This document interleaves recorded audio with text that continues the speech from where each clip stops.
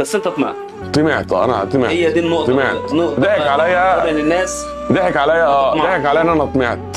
ودخلت في مشوار مش مشواري برضه، ما كنت بشتري الذره وكانت الدنيا 100 100.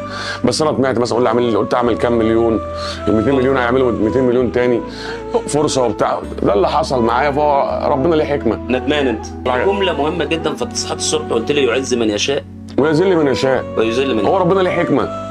كله مفكر انا بعت ان انا رايح اتفسح وانا رايح مش عارف ايه. لا، انا لا مؤاخذه بايع مجبر، لا اتحبس لا ادفع. اسوأ حاجه بس تحت ضغط ومش عايز. انا ما ينفعش. بكيت لحد النهارده ببكي والله العظيم. انا صعبان عليا المحل. اقول لك المحل صعبان عليا. يا عم هعمل محل على قد صغير، انا كنت واقف في الشارع بالفاترينا. يا عم لو هعمل فاترينا تاني واقف فيها في الشارع، ايه المشكله؟ ولا عيب ولا حرام؟ العيب ان انا هيبقى عليا او اشحت او بس انا عندي يقين بربنا سبحانه وتعالى ان الحق ما بيضيعش وحق هيجي. ليه؟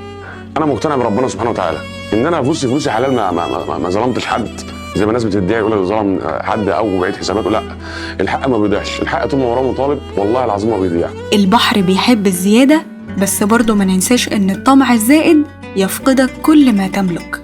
تخيل ان المطعم اللي عليه كل الطوابير دي وهو مطعم صبحي كابر اللي كانت الناس بتجيله من كل حته، صاحب المطعم هيبيعه واعلن افلاسه، والسبب هو الطمع. عم صبحي بيحكي اللي حصل إن جاله شخص قاله إن العلف سعره هيزيد، وإن الأحسن يخزن كمية كبيرة يستخدم منها جزء لمزرعته ويكسب في الباقي مبلغ حلو.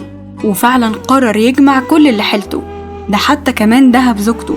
إلا إنه اتفاجئ في الآخر إن الراجل ده أخد منه هو وتجار كتير عشرات المليارات وهرب منهم على دبي. وبيقول إنه اضطر بعد كده إنه يستلف لحد ما اتجمع عليه 125 مليون جنيه، واضطر في الآخر إنه يبيع المحل. يعني واحد زي ده كان ربنا فتحها عليه من وسع، إلا إنه معجبهوش وكان عايز أكتر، والنتيجة إنه خسر كل حاجة. فده درس يعلمك إن أنت لازم ترضى باللي مقسوم لك وما تطمعش، وخلي دايما على لسانك الدعوة دي: اللهم إنا نعوذ بك من زوال نعمتك وتحول عافيتك وفجأة نقمتك وجميع سخطك.